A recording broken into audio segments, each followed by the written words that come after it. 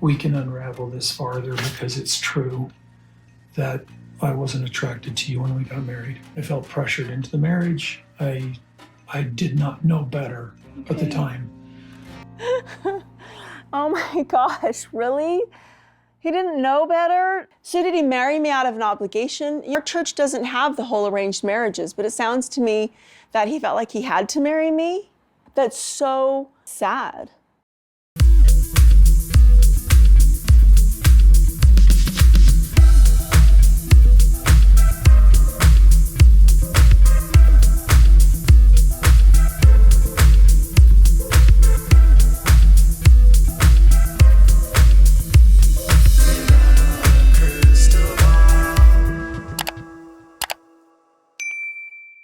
Hey everyone, it's Katie from Without a Crystal Ball. Welcome back to my channel. It is Monday, September 12th.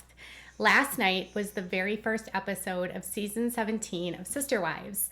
And usually, if you follow my channel, you know that I will do one episode just breaking down the episode. I just need to be completely honest here, is that this conversation that took place between Kody and Christine, I feel like if I tried to condense it into one video, a lot of the key components that happened during this conversation would be lost. So what I want to do today instead is to do a couple videos highlighting what I believe were the worst points of this conversation and key confessions, admissions, revelations, whatever as a viewer you would be thinking of, like jaw-dropping, oh my gosh, gaslighting, all of that. And that's a lot of how I felt last night. Some of the worst stuff TLC hadn't put out yet.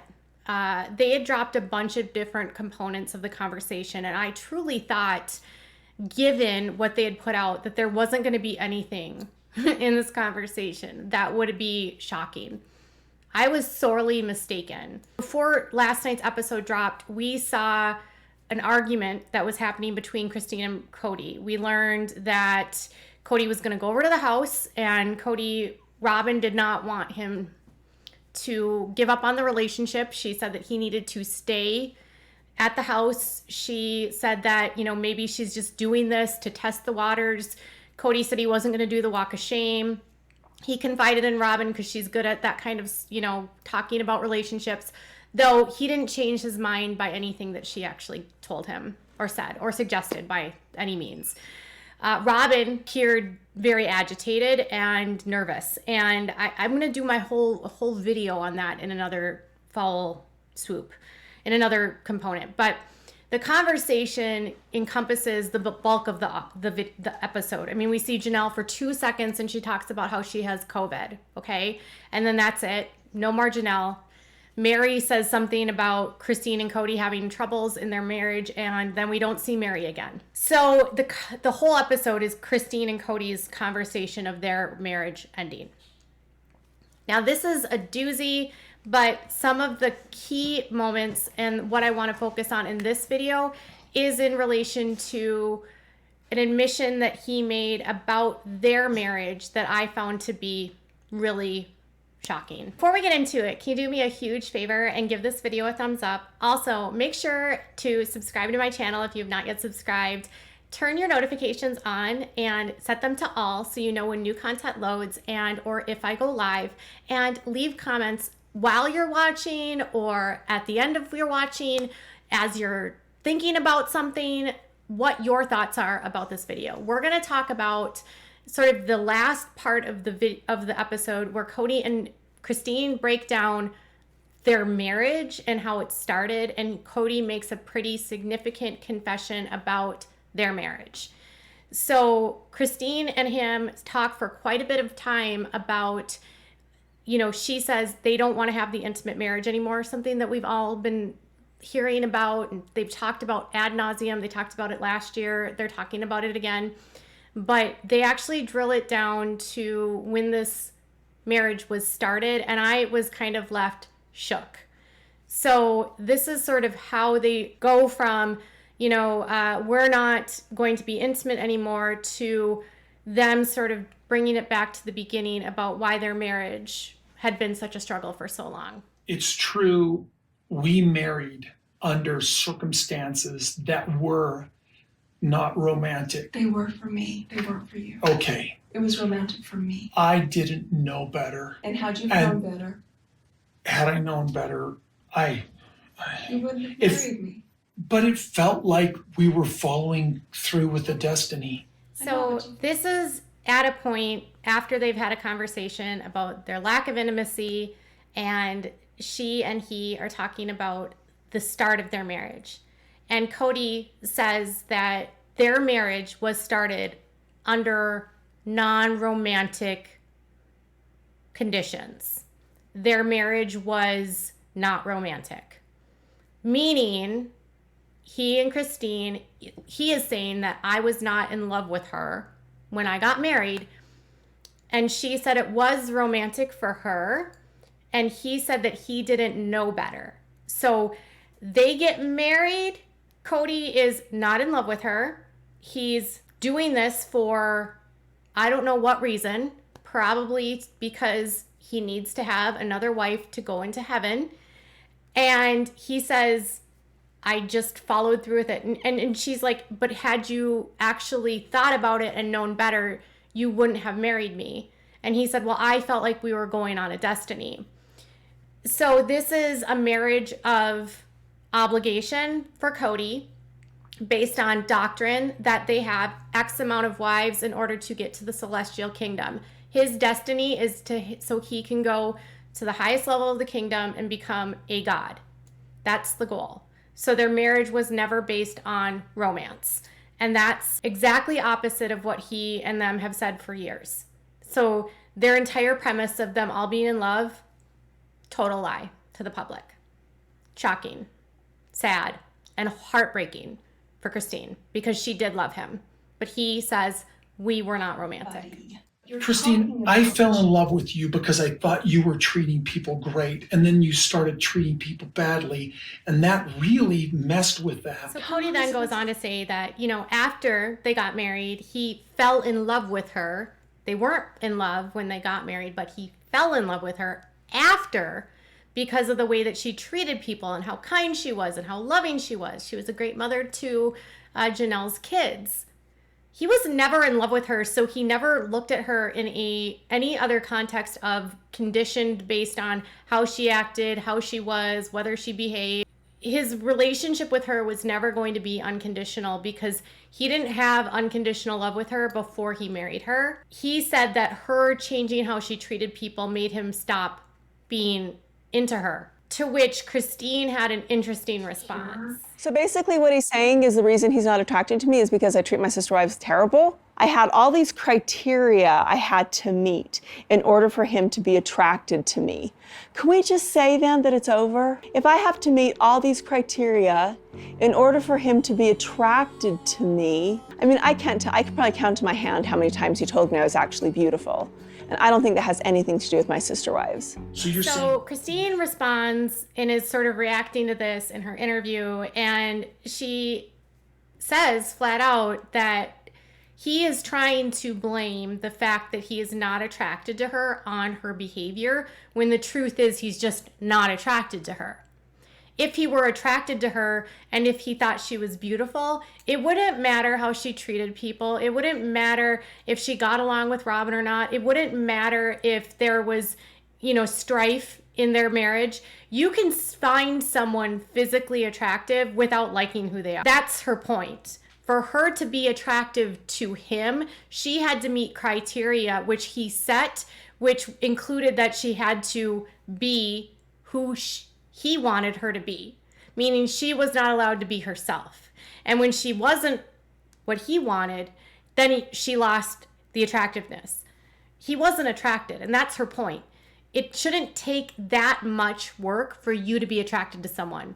And the fact that he just kept her in that place, it would make her feel like no matter what she did, no matter what she said, it would make your self-worth decline. It would make you feel bad about yourself. It would make you feel like you could never match up to people.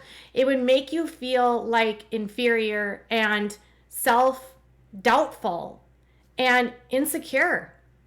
And that should have just been the point where they didn't get married to begin with. If he wasn't attracted to her and he didn't feel it, he should never have married her. And he's going to actually admit something here in a second after this entire breakdown where he says he was attracted to her.